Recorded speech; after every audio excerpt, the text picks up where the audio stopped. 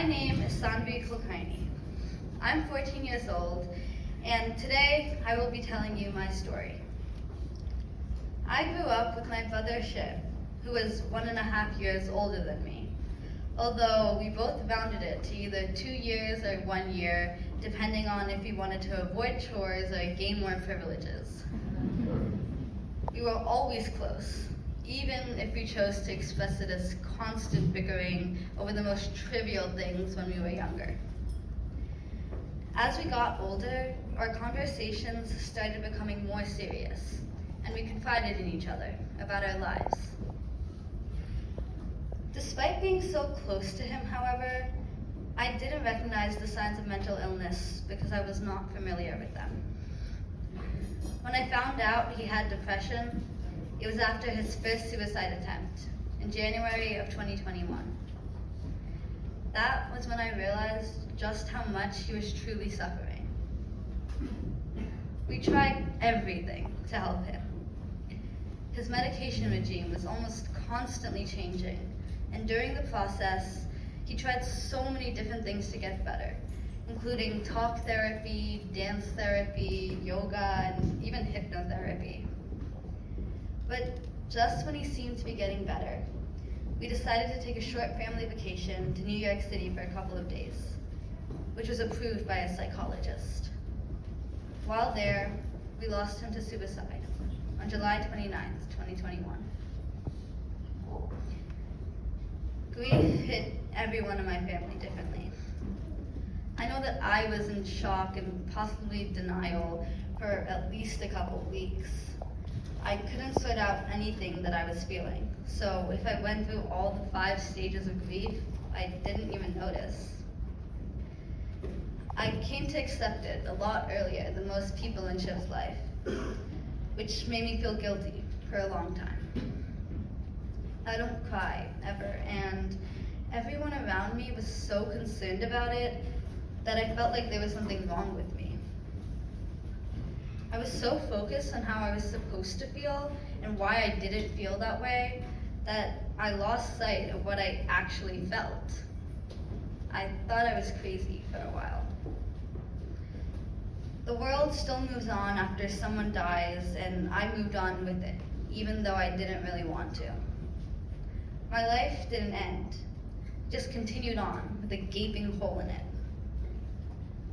Nobody I talked to really understood any of this, so I never talked to anyone about it.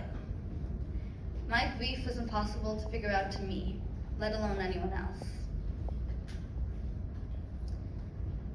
My family as a whole decided to take our experience and use it to help other people. We created a nonprofit called Shiv's Third Eye, which aims to help with youth mental health issues, and as well as educate people. It was our way of honoring Shiv, while helping other people so that they don't have to go through what we did. We have had multiple very successful events in our community already, and we hope to continue to do so. But while the organization helped us all, I still didn't feel like I could confide in anyone. That only changed when I went to Comfort Zone Camp.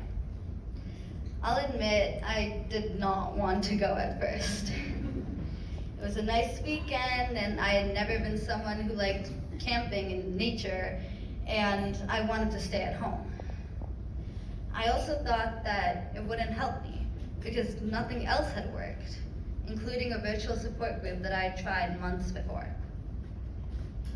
But my parents forced me to go, and while I won't admit to them being right about something often, in this case, they actually were. When I showed up at camp, the atmosphere instantly put me at ease. I was a little nervous because it was my first sleepaway camp, and it did not help that I wasn't allowed to have my phone. As a teenage girl, you can imagine how I felt about that. But not having my phone actually ended up opening up the opportunity for connection with other people. Because I couldn't just pull out my phone and start texting one of my friends, I had to talk to the people at my table, who I would end up becoming incredibly close with. My big buddy, along with all the other big buddies in my group, as well as my healing circle leader, were all such amazing mentors and guides to me throughout. And the other kids I met in my group were the most wonderful people I could have ever asked for. In our healing circles, I truly found where I belonged. I actually started understanding myself and everyone else on a deeper level. And I worked through my grief. At camp, I was able to process without guilt or shame. I didn't feel crazy or broken or like I had to feel what was expected of me. I could just be. I was immensely grateful for that, and I know my friends from camp were too. Even though it's been 4 months since camp, I made some of my closest friends there, and I still talk to them every single day. We walked together, ate together, slept together, but most importantly, we healed together. Now, we have helped each other through so much, and I have no idea what I would have done without them. The bonds I have with them will be with me forever. The connections I made at Comfort Zone weren't even limited to just my group. The whole camp acted as a community because we were one. The last night, when we all gathered around the campfire, is going to stick with me forever. After a night of songs, dancing, s'mores, and laughter, we all took out the notes that we wrote to our deceased loved ones.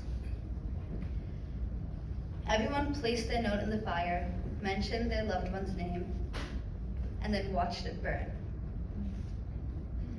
Seeing how we were all united in our journeys, whether as a 7-year-old first-time camper or as a 70-year-old returning counselor, taught me what it means to be a part of something bigger.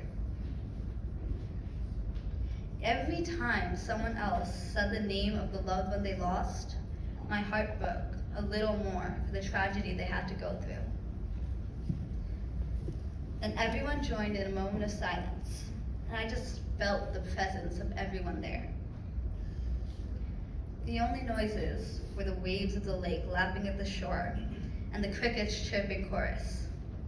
The heat of the fire warmed us from the inside out, and slowly my heart put itself back together until it felt full of so much love for everyone who suffered, I thought it would burst.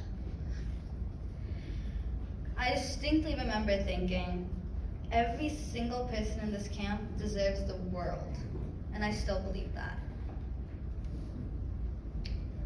On the last day of camp, right before we all had to leave, we had one last activity. My healing circle leader took a ball of yarn and tossed it to someone in my group. They tossed it to another person, who tossed it to someone else, who tossed it to yet another person, with everyone taking hold of one end of it. When the last person caught the yarn, we could physically see how we were all connected by one thread. Everything we had been through had brought us together. A part of that exact thread is now intertwined with my anklet, which I never take off. I carry around a piece of camp with me at all times as a reminder of the safety that I felt there. Comfort Zone Camp was an incredible experience that helped me in, honestly, immeasurable ways. I found friendships and acceptance, but I also found myself. Now you have the opportunity to help kids like me find comfort zone where they can truly be themselves. Thank you.